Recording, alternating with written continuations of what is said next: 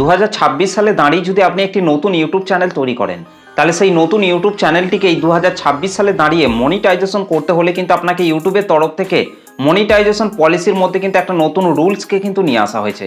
সেই রুলসকে ফলো করে কিন্তু আপনাকে অবশ্যই কিন্তু আপনার ইউটিউব চ্যানেলের মধ্যে কিন্তু আপনাকে কাজ করতে হবে। তবেই কিন্তু এই 2026 সালে দাঁড়িয়ে কিন্তু আপনার ইউটিউব চ্যানেলটিকে কিন্তু আপনি মনিটাইজেশন করতে পারবেন। তো দেখুন, ইউটিউবের তরফ থেকে যে নতুন রুলসটিকে নিয়ে আসা হয়েছে সেটি হচ্ছে ETASCP। এই নতুন রুলসটিকে কিন্তু আপনাকে অবশ্যই কিন্তু আপনার ইউটিউব চ্যানেলের মধ্যে কিন্তু আপনাকে মেনে কিন্তু আপনাকে কাজ করতে হবে।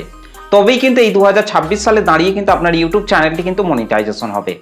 তো এই যে ETASCP, এই নতুন রুলসটার মানে কি, এই রুলসটাকে কিভাবে আপনারা ফলো করবেন না করবেন সমস্ত কিছু কিন্তু আমি এই ভিডিওর মধ্যে কিন্তু বলবো। তাই আপনি যদি একজন নতুন কন্টেন্ট ক্রিয়েটর কিংবা পুরনো কন্টেন্ট ক্রিয়েটর হয়ে থাকেন, তাহলে এই ভিডিওটিকে আপনারা প্রথম থেকে শেষ পর্যন্ত একটু স্কিপ না করে শেষ পর্যন্ত দেখুন। আশা করছি এই ভিডিওটি থেকে আপনারা অনেক কিছুই জানতে পারবেন এবং অনেক কিছু কিন্তু আপনারা এই ভিডিও থেকে শিখতে পারবেন। তো দেখুন, ইউটিউব প্ল্যাটফর্মের মধ্যে যখনই কোনো নতুন কন্টেন্ট ক্রিয়েটর একটা নতুন ইউটিউব চ্যানেল তৈরি করে কাজ করে, তখন কিন্তু সেই নতুন কন্টেন্ট ক্রিয়েটররা অনেক কষ্ট করে কিন্তু তাদের ইউটিউব চ্যানেলের মধ্যে 1000টা সাবস্ক্রাইবার এবং 4000 ঘন্টা ওয়াচ টাইম কিন্তু অনেক কষ্ট করে কিন্তু তাদের চ্যানেলের মধ্যে কিন্তু পূরণ করে। এবং সেই সমস্ত নতুন নতুন কন্টেন্ট ক্রিয়েটররা যখনই তাদের ইউটিউব চ্যানেলগুলিকে মনিটাইজেশনের জন্য অ্যাপ্লাই করে, তখন কিন্তু তাদের ইউটিউব চ্যানেলের মধ্যে তারা এই ETASCP এই রুলসটিকে ফলো করে না কাজ করার জন্যই কিন্তু তাদের চ্যানেলগুলি কিন্তু পুরোপুরিভাবে কিন্তু রিজেক্ট হয়ে যায়। ইউটিউব সেই চ্যানেলগুলিকে দেখা মাত্রই কিন্তু পুরোপুরিভাবে কিন্তু রিজেক্ট করে দেয়, যার ফলে কিন্তু তাদের সেই সমস্ত চ্যানেলগুলি কিন্তু কখনোই কিন্তু মনিটাইজেশন কিন্তু হয় না।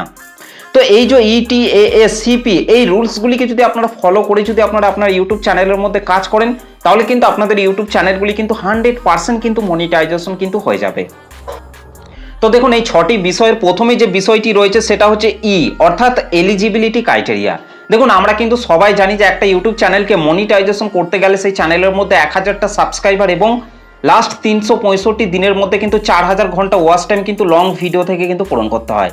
আর তাহলেই কিন্তু সেই লং ভিডিও চ্যানেলটি কিন্তু ফুল মনিটাইজেশন হয়ে যায় এবং সেই চ্যানেল থেকে কিন্তু সব দিক থেকেই কিন্তু ইনকাম করা যায়। তাছাড়া যদি আপনার ইউটিউব চ্যানেলের মধ্যে যদি আপনারা 500টা সাবস্ক্রাইবার যদি আপনারা কমপ্লিট করেন এবং তার সাথে যদি আপনার লং ভিডিও থেকে 3000 ঘন্টা ওয়াচ টাইম যদি আপনারা লাস্ট 365 দিনের মধ্যে পূরণ করেন, তাহলে কিন্তু আপনাদের ইউটিউব চ্যানেলগুলিকে কিন্তু আপনারা হাফ মনিটাইজেশন কিন্তু করে ফেলতে পারবেন।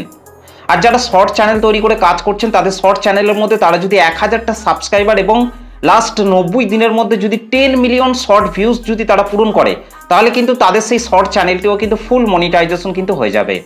তাছাড়া তাদের শর্ট চ্যানেলের মধ্যে যদি তারা 500টা সাবস্ক্রাইবার যদি তারা কমপ্লিট করে এবং তার সাথে যদি লাস্ট 90 দিনের মধ্যে 3 মিলিয়ন শর্ট ভিউজ যদি তারা লাস্ট 90 দিনের মধ্যে পূরণ করে, তাহলে কিন্তু তাদের সেই শর্ট চ্যানেলটিও কিন্তু হাফ মনিটাইজেশন কিন্তু হয়ে যাবে। তো এই 2026 সালে দাঁড়িয়ে যারা নতুন নতুন ইউটিউব চ্যানেল তৈরি করছেন, তাদেরকে কিন্তু অবশ্যই কিন্তু অর্থাৎ এলিজিবিলিটি ক্রাইটেরিয়া কিন্তু তাদের চ্যানেলের মধ্যে কিন্তু পূরণ করতে হবে। তবেই কিন্তু তাদের ইউটিউব চ্যানেলগুলি কিন্তু ইউটিউবের পার্টনার প্রোগ্রামে কিন্তু জয়েন করাতে পারবেন। তো আশা করছি প্রথমে এই অপশনটিকে আপনারা ভালোভাবে বুঝতে পেরেছেন। তো তারপর দেখুন, 2 নম্বরে যে বিষয়টি রয়েছে সেটা হচ্ছে অর্থাৎ 2 স্টেপ ভেরিফিকেশন।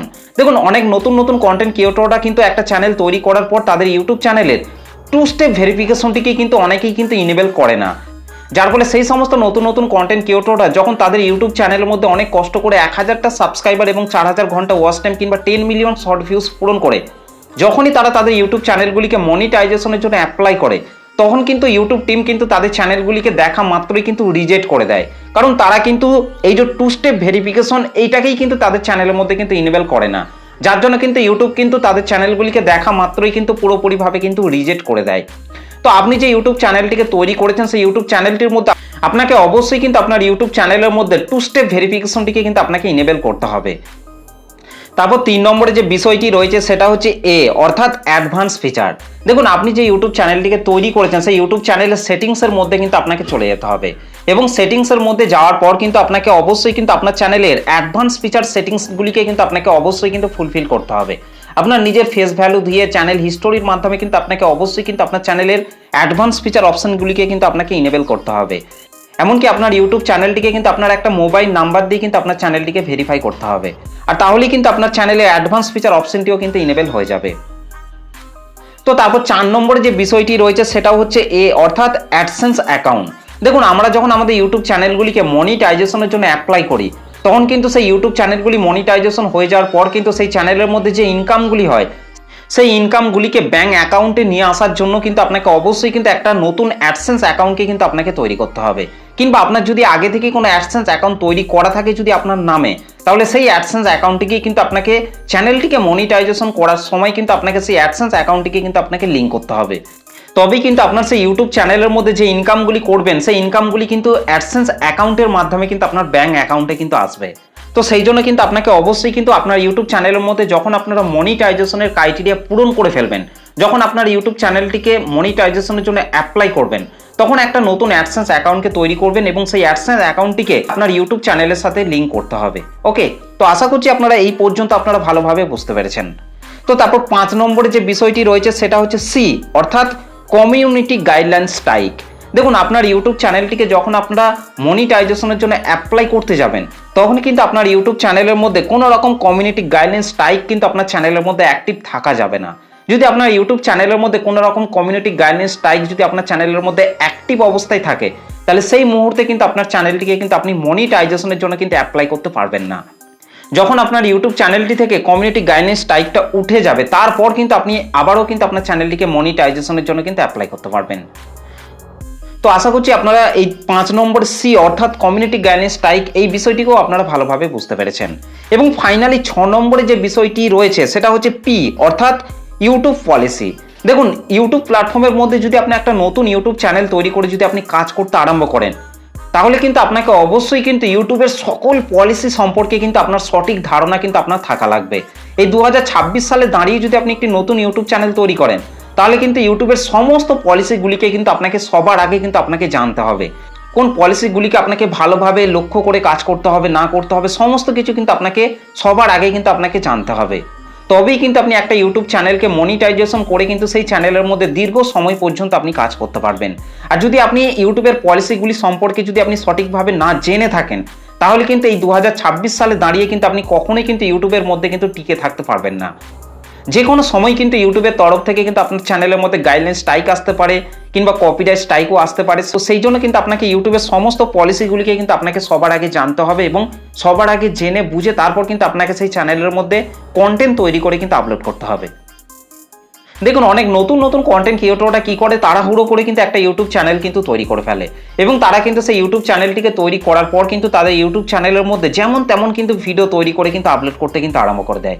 আজ এখান থেকে ভিডিও ডাউনলোড করছে, কাল ওখান থেকে ভিডিও ডাউনলোড করে সেই ডাউনলোড করা ভিডিওগুলিকেই তাদের ইউটিউব চ্যানেলের মধ্যে তারা সরাসরি আপলোড করে দিচ্ছে, যার ফলে কিন্তু তাদের ইউটিউব চ্যানেলের মধ্যে কিন্তু যে কোনো সময় কিন্তু কমিউনিটি গাইডলাইন স্ট্রাইক চলে আসছে, কপিরাইট স্ট্রাইক চলে আসছে, যার ফলে কিন্তু তাদের চ্যানেলগুলি কিন্তু ইউটিউবের তরফ থেকে পুরোপুরিভাবে কিন্তু টার্মিনেট কিন্তু করা হচ্ছে। তো সেই জন্যই কিন্তু আপনাকে বলছি যে আপনি যে ইউটিউব চ্যানেলটিকে তৈরি করেছেন সেই ইউটিউব চ্যানেলের মধ্যে আপনাকে অবশ্যই কিন্তু এই রুলসকে কিন্তু আপনাকে অবশ্যই কিন্তু ফলো করে কিন্তু আপনাকে কাজ করতে হবে। তবেই কিন্তু এই 2026 সালে দাঁড়িয়ে সেই চ্যানেলটিকে মনিটাইজ করে কিন্তু আপনি সেই চ্যানেল থেকে ইনকাম করতে পারবেন। ইউটিউবের এই রুলস ETAACP এই রুলসকে কিন্তু আপনাকে অবশ্যই কিন্তু ফলো করে কিন্তু আপনাকে কাজ করতে হবে। আর তাহলে কিন্তু আপনি একজন সাকসেসফুল ইউটিউবার কিন্তু হতে পারবেন। তো এই হচ্ছে আজকের ভিডিওটা আপনাদের কেমন লেগেছে অবশ্যই কিন্তু কমেন্ট করে জানাতে ভুলবেন না। ভিডিওটি ভালো লাগলে একটা লাইক করবেন, চ্যানেলে প্রথম এসে থাকলে চ্যানেলটিকে সাবস্ক্রাইব করে বেল নোটিফিকেশনটি অল করে রাখবেন। চলুন আজকের ভিডিওটা এই পর্যন্ত, দেখা হবে নেক্সট ভিডিওতে। ভালো থাকবেন, সুস্থ থাকবেন, ধন্যবাদ।